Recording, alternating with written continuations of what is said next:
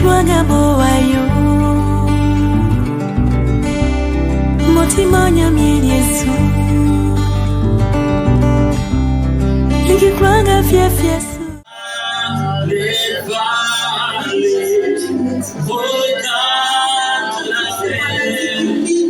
Seigneur,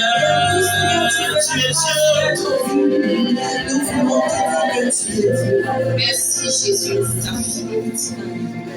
Reçois la gloire et reçois l'honneur. Au nom de Jésus, Amen. Amen. Je veux que quelqu'un acclame Jésus.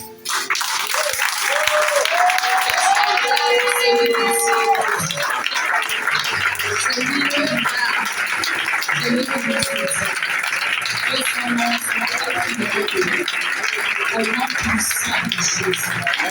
Alléluia. Dis à ton voisin que tu es béni au nom de Jésus. Amen. Ce soir, on va prier. On va faire juste une exhortation. Et le thème, je veux dire, béni soit l'Éternel qui ne t'a point laissé. Faut dire Amen. Amen. Béni soit l'Éternel qui ne t'a point laissé. Béni soit l'Éternel qui ne t'a point laissé. Alléluia. Amen. Que Dieu soit béni. Amen. Prenons Ruth chapitre 4, versets 14 à 16. Ruth chapitre 4, versets 14 à 16. Ruth 4, 14 à 16, et nous lisons. Les femmes dirent à Naomi, béni soit l'Éternel qui ne t'a point laissé manquer aujourd'hui d'un homme ayant droit de rachat et dont le nom sera célébré en Israël. Cet enfant restaurera ton âme et sera le soutien de ta vieillesse, car ta belle fille qui t'aime l'a enfanté, elle qui vaut mieux pour toi que 7 fils. Naomi prit l'enfant et le mit sur son sein, et elle fut sa garde. Amen. Amen. Amen. Acclamons la parole de Dieu.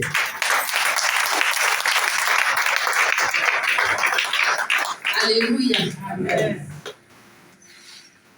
Le terme dit, béni soit l'Éternel qui ne t'a point laissé.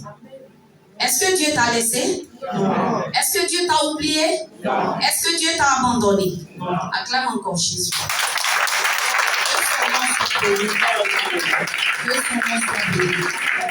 Alléluia. Amen. Le texte qu'on vient de lire relate l'histoire d'une famille dont le chef de famille s'appelle Elimelech et sa femme Naomi. Alléluia. Amen. Toute cette famille était de Bethléem. Bethléem qui signifie la maison du pain, la maison de l'abondance. C'est-à-dire tout ce qui est qualité de pain qu'on peut trouver dans le monde, sa maison, sa source se trouve à Bethléem. Et le nom Naomi signifie la grâce. Naomi était une femme gracieuse, une femme bénie, une femme qui aimait Dieu, une femme qui était comblée. Naomi vivait à Bethléem avec sa famille dans la paix et dans la tranquillité. Alléluia. Amen. Mais mon frère, ma soeur, tant que tu as du pain à manger, tant que tu as un peu d'eau à boire, Dieu ne peut pas voir. Dieu ne peut pas être convaincu si tu l'aimes véritablement. Alléluia. Amen. Quand le chrétien est rassasié, il chante à toi la gloire. Alléluia. Amen. Dieu va éprouver cette famille chrétienne. Et Naomi va manquer de nourriture. Parce que le pays était en crise. Il y avait la sécheresse. Il y avait la famine. Il n'y avait pas de nourriture. Alléluia. Amen. Mais bien aimé, Naomi et sa famille ont réfléchi et ils ont pris une décision. La décision, c'est qu'ils ont appris qu'au pays de Moab, il y a de la nourriture. Et à cause de la nourriture, Naomi et sa famille se sont déportés au pays de Moab. Gloire à Jésus. Amen. Parfois, nous pensons que nous traversons des moments difficiles. Et souvent, on ne prend pas le temps de chercher la face de Dieu. Et en voulant trouver la solution selon la chair, selon les hommes, on a appris que il paraît qu'on prend des décisions, mais des décisions qui nous coûtent plus cher et plus difficiles. Naomi et toute sa famille vont se rendre au pays de Moab à cause de la nourriture. Et là-bas, le chef de famille, Elimelech, va connaître la mort. Par la suite, les deux fils de Naomi vont mourir. Voici Naomi qui se retrouve seule dans le désespoir, au comble de la souffrance. Naomi qui est partie au départ avec sa famille, elle avait tout perdu. À Bethléem, où il y avait la maison de pain, on dit le pain avait manqué. Mais au pays de Moab, ce n'était pas le pain, mais c'était la vie qui avait été ôtée. C'était la mort qui avait détruit la famille de Naomi. Alléluia. Amen. Naomi décide de rentrer chez elle. Une de ses belles filles va s'attacher à elle. Ruth va s'attacher à Naomi. La deuxième belle fille, Orpa, avec insistance, va se retourner. Alléluia. Amen. Les deux vont faire le voyage jusqu'à Bethléem. Et le texte dit, les femmes, les voisines de Naomi, reprend la partie là, ont rendu grâce à Dieu. Et les voisines de Naomi ont donné le nom, un nom à l'enfant que la belle-fille a enfanté. Alléluia. Amen. Reprends la partie. Cet enfant, le verset 15. Oui. Le verset 15 nous dit, cet enfant restaurera ton âme et sera le soutien de ta vieillesse. Car ta belle-fille qui t'aime l'a enfanté, elle qui vaut mieux pour toi que 7 fils. Naomi prit l'enfant et le mit sur son sein, et elle fut sa garde. Alléluia. Amen. Sa belle-fille Ruth va croiser un homme par l'intermédiaire de Naomi, l'homme qui est appelé Boaz, et Ruth va épouser Boaz. Ruth va enfanter un fils du nom d'Obed. Alléluia. Amen. Et cet enfant va être le père de David. Alléluia. Amen. C'est Obed qui a enfanté plutôt le père de David qui s'appelle Esaïe.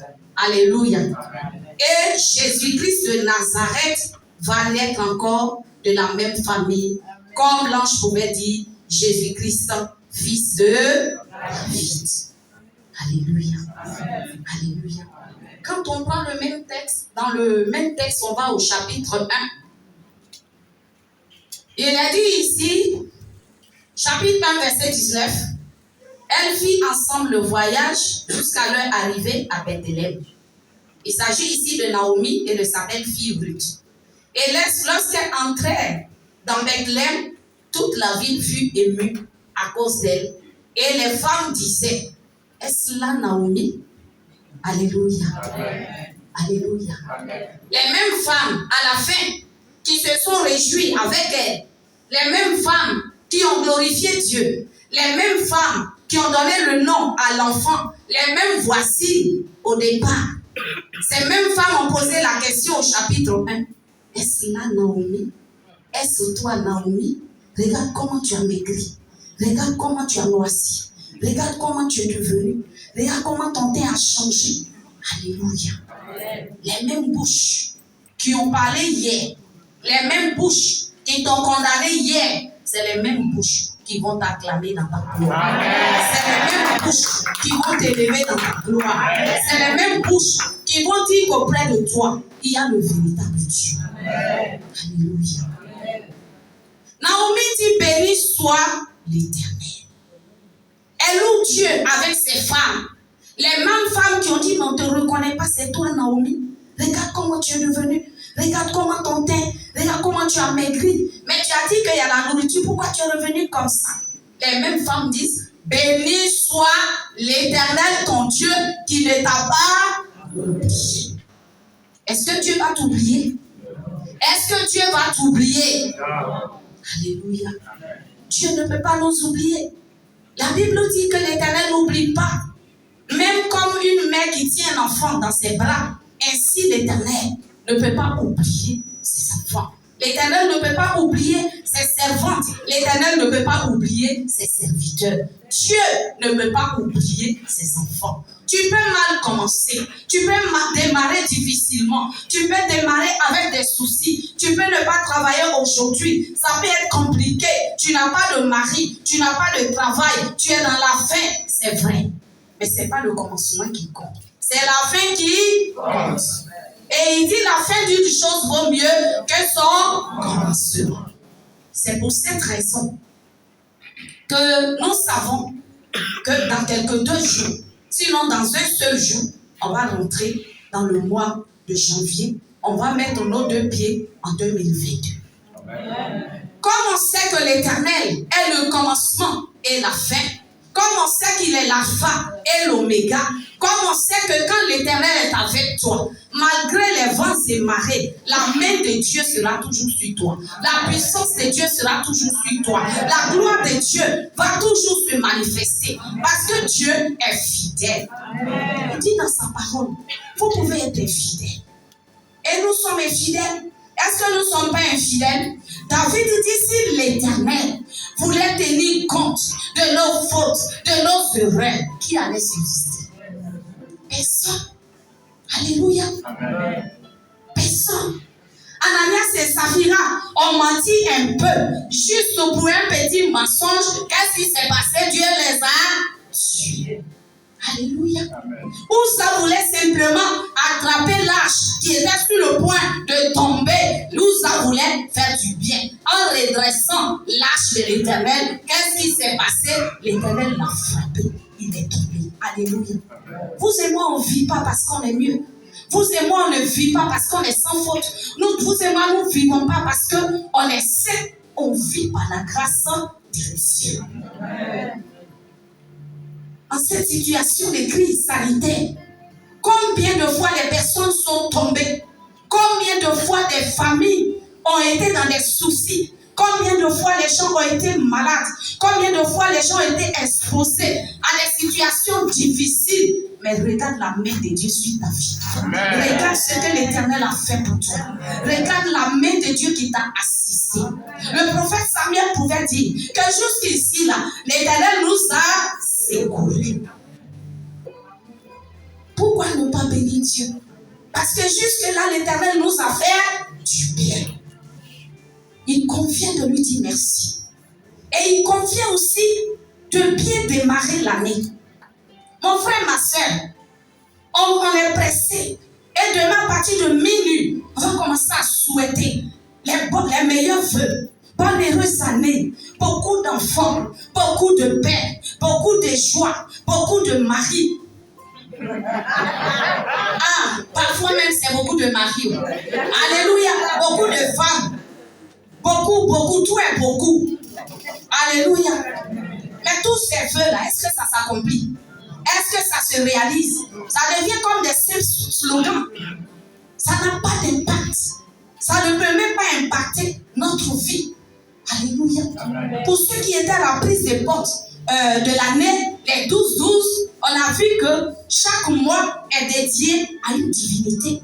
Alléluia. Amen. Quand on parle de mois de janvier, janvier est attribué à un dieu qu'on appelle Janus. Et ce dieu Janus, c'est lui qui a la porte. Il est le Dieu de la porte. Il est le Dieu des clés. Il est le Dieu des commencements. Il est le Dieu des vœux. C'est pourquoi quand on rentre en janvier, là, on fait beaucoup de vœux. On fait beaucoup de souhaits. C'est ce démon-là. ce sont ses œuvres. Alléluia. Amen. Mais nous, si nous prenons le temps de dire à Dieu, tu es le commencement et tu es la fin. Tu es l'alpha et tu es l'oméga. Si tu dis à l'Éternel, comme David, je ne monterai pas sans toi. Je ne rentrerai pas dans cette année sans toi. Je remets tout entre tes mains. Je veux que tu sois le commencement. Je veux que tu sois la fin. Quel que soit ce qui peut se passer, la main du Seigneur sera toujours sur toi. La fidélité de Dieu sera toujours sur toi. L'ennemi pourra faire des projets, mais Dieu va toujours renverser leur plan. Dieu va toujours renverser leurs projets. Dieu va toujours anéantir les projets de ces hommes artificieux. Alléluia. Amen. Alléluia. Amen. Naomi et ses voisines, plus sa belle-mère, sa belle-fille plutôt, sont en train d'exalter la grandeur de Dieu. Il dit, béni soit l'Éternel, qui ne t'a pas oublié. L'Éternel, même jusqu'à sa vieillesse, l'Éternel s'est souvenu de toi. Qui nous a dit que notre Dieu oublie? Qui nous a dit que la manière dont nous calculons, c'est de la même manière que Dieu calcule? Dieu, il est le maître des temps. Il est le maître des circonstances. La Bible dit, tout ce qui est au ciel, tout ce qui est sur la terre, tout appartient à Dieu. Tout a été créé pour Dieu et par Dieu. Dieu est libre de faire ce qu'il veut. Les autres se marient. Et tu regardes l'âge. Et tu pleures. Et tu te soucies. Tu te soucies par rapport à quoi? Alléluia. Amen. C'est quelle loi qui a été votée pour dire à 30 ans on doit se marier? Pour qu'à 31 ans, tu sois en train de pleurer. Alléluia. Amen. Nous devons faire attention. On va rentrer dans la nouvelle année. On a déjà pris les portes de l'année. On va prendre les portes de chaque mois. Mais même si on fait veille de prière pour prendre toi seul ta porte, si tu ne vis pas bien, tu ne verras pas la gloire de Dieu. Amen. Si tu vis dans le désordre, tu ne verras pas la gloire de Dieu. Alléluia. L'année est finie. Il y a eu des vœux, il y a eu des prophéties, il y a eu des projets que toi-même tu t'as assis, tu as écrit, mais ces projets ne se sont pas réalisés. Qu'est-ce que tu dois faire? Alléluia. On se prépare pour rentrer dans l'année. La première des choses pour que l'année soit une bonne année, pour que chaque mois soit bon, soit paisible, soit tranquille, qu'est-ce que tu dois faire? Tu dois enlever les soucis, les inquiétudes. Vous savez que quand l'homme a faim, il ne réfléchit plus. Alléluia. Quand l'homme est dans le manque, il ne réfléchit plus. Tout ce qu'on lui propose, il est prêt à faire. Pourvu qu'il ait un peu à manger. Alléluia. Amen. Vous avez vu que même Jésus, 100% Dieu, la Bible dit Jésus a pris 40 jours de jeûne. Il a jeûné par 40 jours et 40 nuits. La suite du verset dit Jésus eut faim. Qu'est-ce qui s'est passé? Automatiquement, il s'est invité. Parce qu'il sait que dès que tu as faim, ton cœur est favorable. Ton esprit n'est plus disposé. Parce que la chair se soucie des œuvres de la chair. La chair s'inquiète du matériel, de comment on va manger, de comment on va boire. C'est pourquoi Jésus dit, ne vous souciez de rien, ni de qu'est-ce que vous allez manger, de quoi vous serez vêtus, parce que lui, Dieu, il prend soin de vous. Alléluia. Amen. La faim fait que l'homme ne peut pas se connecter à Dieu. La faim fait que l'homme ne peut pas se discipliner, ne peut pas chercher la face de Dieu. Alléluia. Amen. La deuxième chose que tu dois faire, j'ai dit la première chose, on ne doit pas s'inquiéter. Les inquiétudes, les soucis, la faim, la préoccupation de notre ventre, le vide qu'on a, quand c'est un souci et qu'on est focalisé sur ça, ça nous fait. Alléluia. Ça nous fait des sorties de route.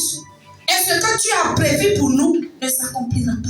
Jamais dans le plan de Dieu, Dieu n'a dit que Naomi va perdre en un moment, en un instant, en une année, et son mari, et ses enfants, et qu'elle va retourner réduite. Ce n'est pas dans le plan de Dieu. Alléluia. Amen. J'ai dit, ce n'est pas dans le plan de Dieu. La Bible dit, l'Éternel nous a fait pour des projets de bonheur et non de malheur. La même Bible dit, le diable aussi a des projets. Alléluia. Amen. Donc il y a deux projets. Si on se soumet à Dieu, si on se connecte à Dieu. On ne dit pas que parce qu'on est connecté à Dieu, on ne peut pas traverser des moments difficiles. On ne peut pas traverser des temps d'épreuve. On ne peut pas connaître l'adversité. La Bible dit, le malheur atteint souvent le juste. Mais, acclame le Seigneur.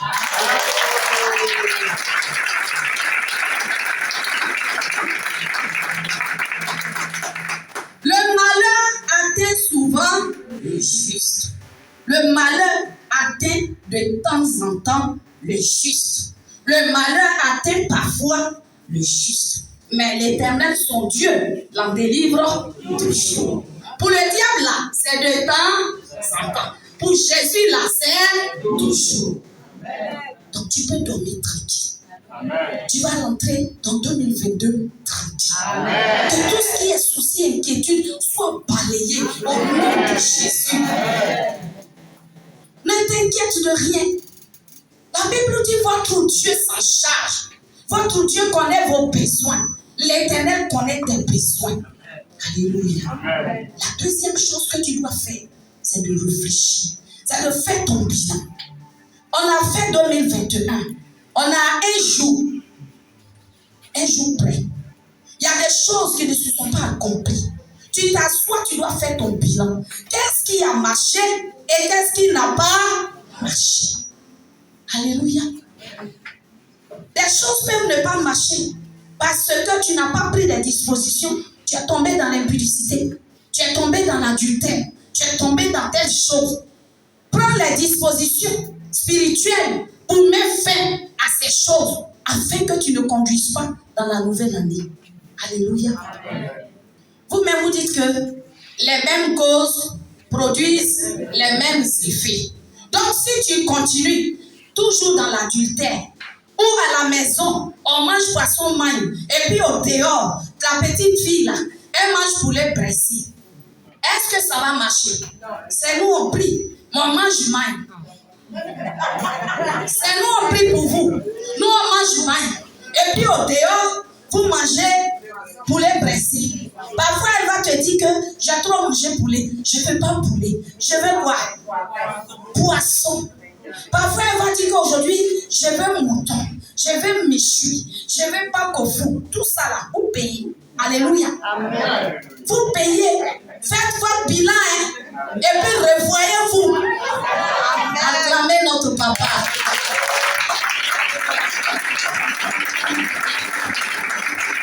Il faut calculer les 5 000. Au dehors, 5 000. Au dehors, 5 000.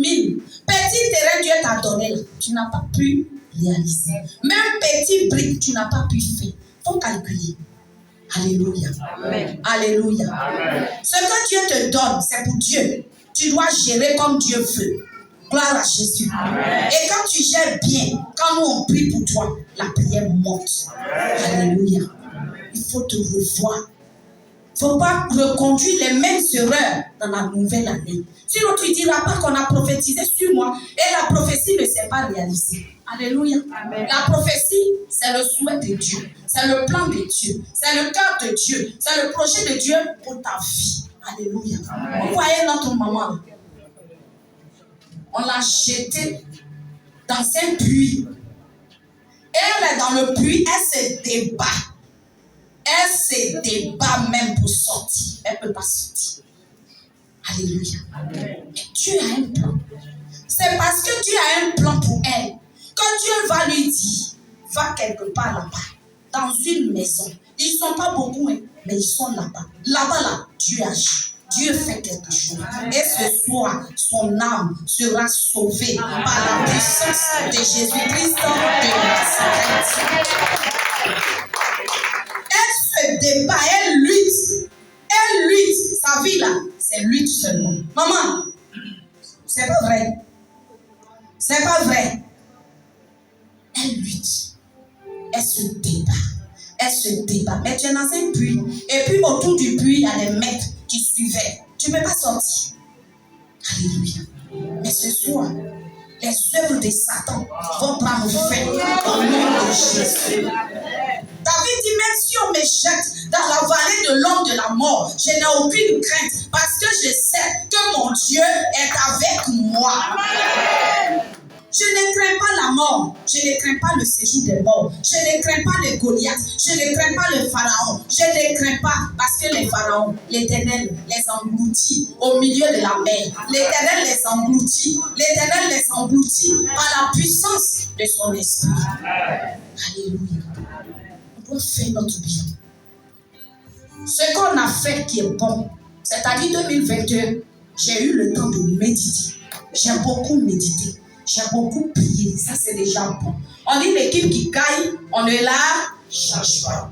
Tu reconduis. Mais ce qui n'a pas marché, les erreurs, les fautes, les péchés, il faut faire un bilan. Ce qui est négatif, il faut laisser. Et prendre ta vie au sérieux. Il faut reconduire les bonnes choses. Ce qui n'a pas marché, appuie-toi sur Jésus.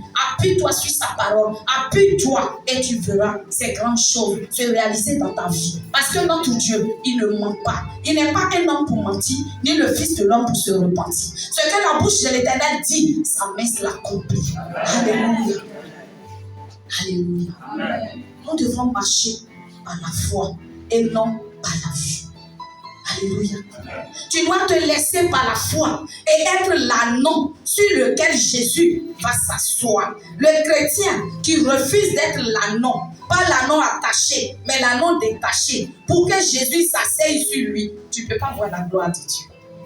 Alléluia. Amen. Donc tu dois détacher l'ânon et laisser Jésus s'asseoir sur l'ânon. Pendant que Jésus est assis sur toi, c'est toi qui es l'ânon. Mais pendant que Jésus est l'ânon, il faut entrer à Jérusalem. Les gens crient Hosanna, les gens crient Alléluia. On met les pagnes, on met les palmiers, on met les fleurs. Alléluia. Jésus est assis sur toi, ses pieds sont suspendus. Qui marche sur les pagnes, qui prend la gloire, qui prend les acclamations, c'est pas toi. Acclame Jésus de Nazareth.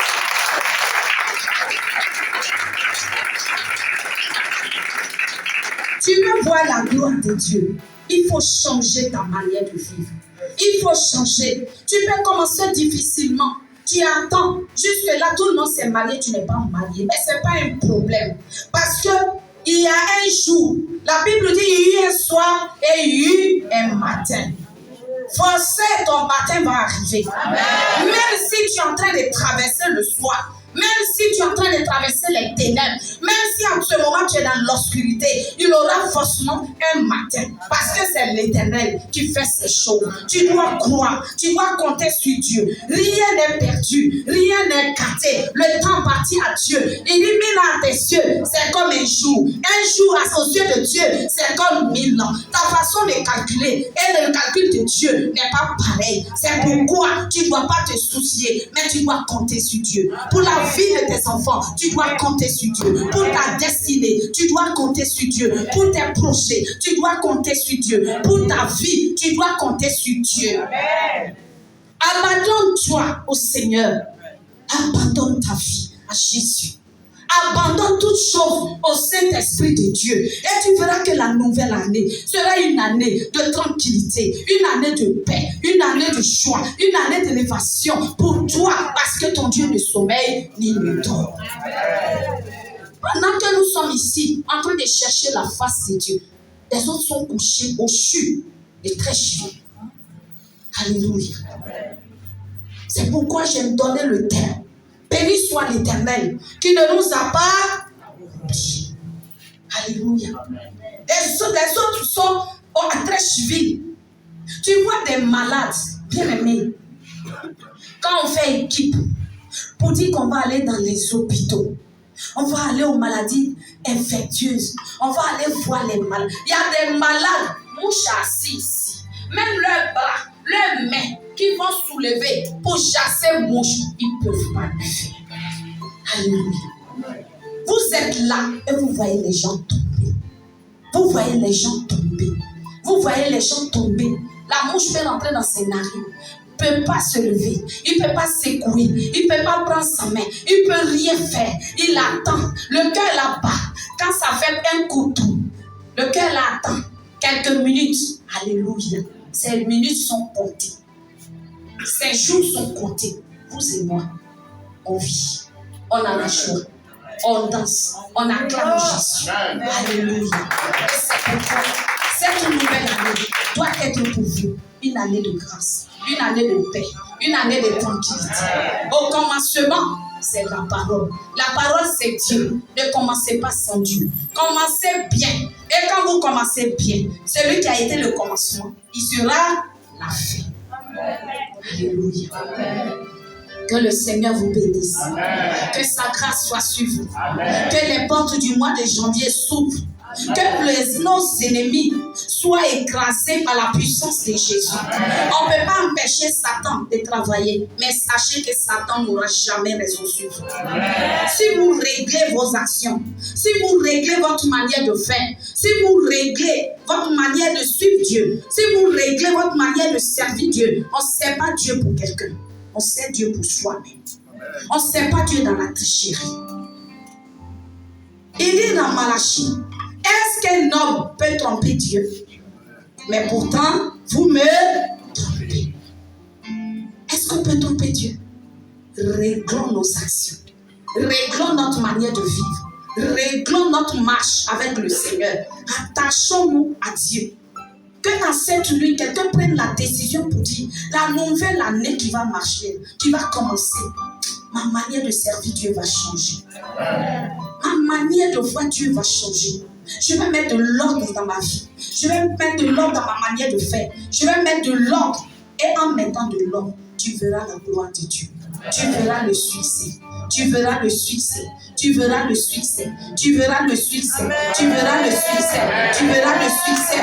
Dans le nom de Jésus-Christ de Nazareth. Dieu n'a pas changé. Alléluia.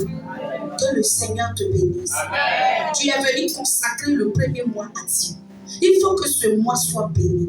Et tout ce que toi-même tu vas dire, tout ce que tu vas proclamer sur ce mois, veille à ce que Jésus-Christ soit au devant. Que Jésus-Christ soit au contrôle dans le nom de Jésus.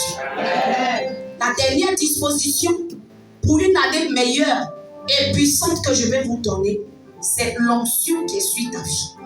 Faut dire l'onction de Dieu. Faut dire l'onction de Dieu. L'onction de Dieu. Alléluia. Amen. L'onction de Dieu, c'est pas quand on est ici et puis on dit prier et puis ta tête tremble pour on dirait poulet qui a grippe aviaire. C'est pas ça.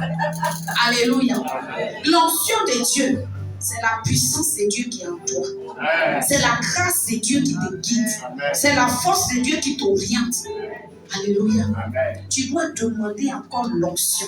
La Bible dit que Jésus passait et il a croisé une femme. Cette femme a perdu son sang pendant 12 ans. Quand cette femme a saisi le manteau de Jésus, le pan de la robe de Jésus, Jésus dit, mais qui m'a touché? Parce que j'ai senti quelque chose sortir de moi. Alléluia. Amen. Et ce qui sort de toi peut faire diminuer l'onction qui est sur ta vie. L'onction que Dieu a mis sur toi. La puissance de Dieu. Alléluia. Ça veut dire que cette force est sortie de toi pour aller rencontrer une situation, pour gérer une situation. Qu'est-ce qu'il faut faire? Il faut renouveler l'onction de Dieu sur ta vie. Quand tu as combattu, tu as prié, tu as fait des combats, tu as prié, l'Éternel a agi. Mais pour la nouvelle année, l'onction que tu avais hier, tu as besoin que le Seigneur ajoute. La Bible dit, l'Éternel nous a appelés pour que nous marchions de gloire en gloire, de progrès en progrès. Donc l'onction d'hier, que tu priais, et puis ceux qui avaient Djekwadjo pouvaient être guéris. Si tu ne fais pas quelque chose, tu vas voir que maintenant c'est le sommeil. Tu n'as plus le temps de prier. Tu n'as même plus la force de prier. Quand tu veux prier, tu dors. Cette onction-là, ça diminue. Alléluia. Donc tu peux prendre le temps. On a la maison de retraite ici. Il y a des chambres dedans. Tu peux te retirer pour chercher la force de Dieu. Demander le soutien de Dieu. Seigneur, pour la nouvelle année, j'ai besoin de ta grâce. J'ai besoin que tu me renouvelles. J'ai besoin que tu me donnes la force. J'ai besoin que tu me donnes l'onction. L'onction pour gérer ma maison. L'onction pour gérer ma famille. L'onction pour faire les affaires. L'onction qui donne la gloire, qui donne la richesse. L'onction qui brise le joug. Alléluia. Amen. Donc toutes ces dispositions, nous devons les prendre pour que l'année soit bonne, pour que l'année soit meilleure. Alléluia. Alléluia. Alléluia. Que Dieu vous bénisse.